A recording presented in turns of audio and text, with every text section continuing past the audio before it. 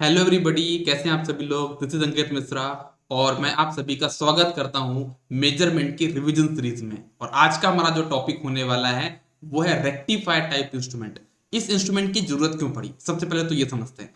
इस इंस्ट्रूमेंट की हमको जरूरत पड़ी क्योंकि हमको ये समझ में आ गया था कि जो पीएमएमसी इंस्ट्रूमेंट है ना, वो सिर्फ डीसी मेजरमेंट में यूज हो रहा है। तो हमारे अंदर एक कॉन्सेप्ट है कि एक काम करते हैं, हम पीएमएमसी का तो यूज करेंगे जो डीसी रीड करता है, उसके पहले हम एक रेक्टिफायर लगा देते हैं। तो रेक्टिफायर क्या करेगा, उस एसी क्वांटिटी को उसको मेजर करना है, डीसी में कन्वर्ट कर देगा और उस डीसी क्वांटिटी को हम पीएमएमसी के थ्रू मेजर कर लेंगे। तो ये हमारा कॉन्सेप्ट था रेक्टिफायर टाइप इंस्ट्रूमेंट को बनाने का। तो चलो शुरू करते हैं और देखते हैं कि ये रेक्टिफायर टाइप इंस्ट्रूमेंट हमारे कैसे काम करते हैं। तो देखिए, जैसा आप देख सकते हो, रेक्टिफायर इंस्ट्रूमेंट हमारे होते क्या है एक्चुअली में, ये हमारे होते हैं रेक्टिफायर प्लस पीएमएमसी, दोनों का कॉम्बिनेशन हमारा क्या बनाता है, रेक्टिफायर टाइप इंस्ट्रूमेंट बनाना है, बताता है। तो एक चीज आपको ये क्वेश्चन पूछा जाता है कि रेक्टिफायर टाइप इंस्ट्रूमेंट में हम कौन से इंस्ट्रूमेंट का यूज करते हैं। तो ये आपका आंसर क्लियर हो गया हो कि हम यहाँ पे पीएमएमसी को ही रीड करते हैं, पीएमएमसी का ही यूज करते हैं।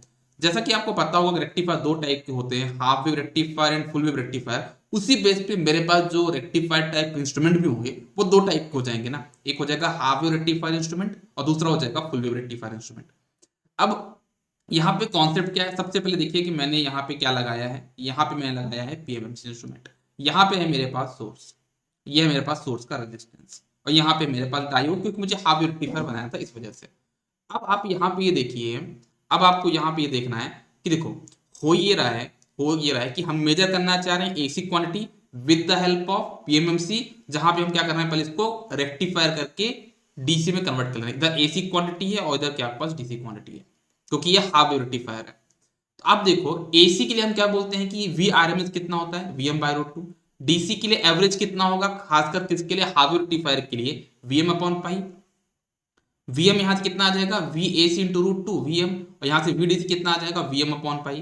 तो अगर यहां से पूछूं मैं वीडीसी की वैल्यू कितनी हो जाएगी, तो वीएम की वैल्यू पुट कर दो यहां पे, तो कितना आ जाएगा 0.45 वीएसी, मतलब वीडीसी इक्वल टू कितना आ जाएगा 0.45 वीएसी। और अगर थोड़ा सा कॉन्सेप्ट हम यहाँ पे ओम्स लॉ का लगाए तो हम बोल सकते हैं कि जो करंट में चीज, जो वोल्टेज में जो चीज थी वो करंट के फॉर्म में भी हो जाएगी।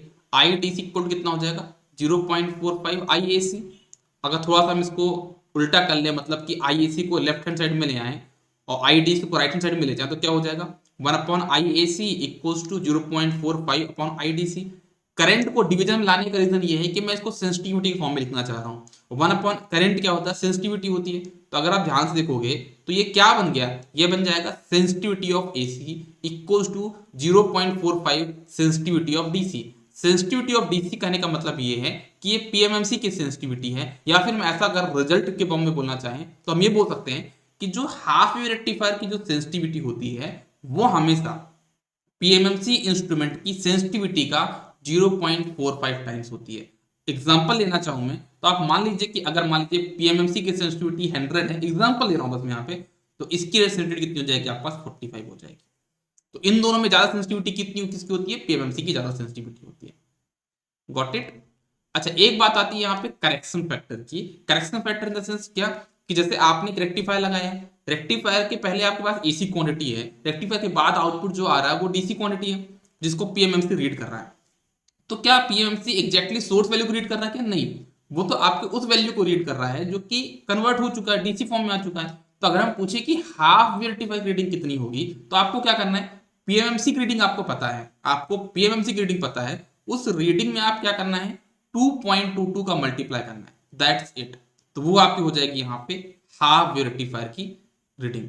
और अगर आपसे कोई पूछे भी कि ये 2.22 क्या है, तो क्या बोलोगे, this is the value of correction factor. और ये वैल्यू कैसे आई है, ये वैल्यू आई है half rectifier reading upon PMMC reading, है ना। तो ये आपका वीएम बाय रूट टू, यहाँ पे वीएम अपॉन पाई, सॉल्व करो कितना आ जाएगा 2.22। ठीक है, तो आई होप आपको ये पॉइंट क्लियर होगा।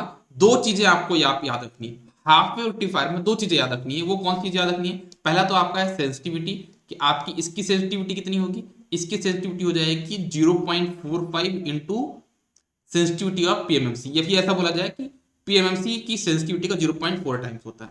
और करेक्शन फैक्टर क्या होगा, पीएमएमसी की रीडिंग का 2.22 टाइम्स होगा। ये दो फॉर्मूले अगर आपने याद कर लिए हैं तो क्वेश्चन एग्जाम में इन्हीं दो फॉर्मूले से बनने वाले हैं। अब हम आते हैं आपके कहां पे, अब हम आपके आते हैं यहाँ पे फुल वेव रेक्टिफायर पे। फुल वेव रेक्टिफायर में भी आपको सेम वही चीज याद रखनी है। पहला तो आपको रखना है सेंसिटिविटी का फॉर्मूला कितना होगा, पीएमएमसी की सेंसिटिविटी का 9 टाइम्स को दो, 0.9 टाइम्स, वहां पे 0.45 था, यहाँ पे कितना 0.9 टाइम्स। तो अगर इसकी सेंसिटिविटी 100 है तो इसकी कितनी हो जाएगी, 90 हो जाएगी। तो अगर हम कंपेरिजन करना चाहें, सबसे ज्यादा किसकी होती है, पीएमएमसी की होती है, फिर किसकी होती है, फुल वेव रेक्टिफायर की होती है, फिर उसके बाद किसकी होती है, हाफ वेव रेक्टिफायर की होती है। Got it. ये तो हो गया आपका सेंसिटिविटी का फॉर्मूला। एक होगा करेक्शन फैक्टर का, वहां पे क्या था, हाफ वेव रेक्टिफायर में 2.22, यहां पे कितना हो जाएगा 1.11। ठीक है, ये दो फॉर्मूला याद कर लीजिए, क्वेश्चन यहीं से बनने वाले। तो फुल वेव रेक्टिफायर की रीडिंग कितनी होगी, 1.11 इंटू पीएमएमसी रीडिंग।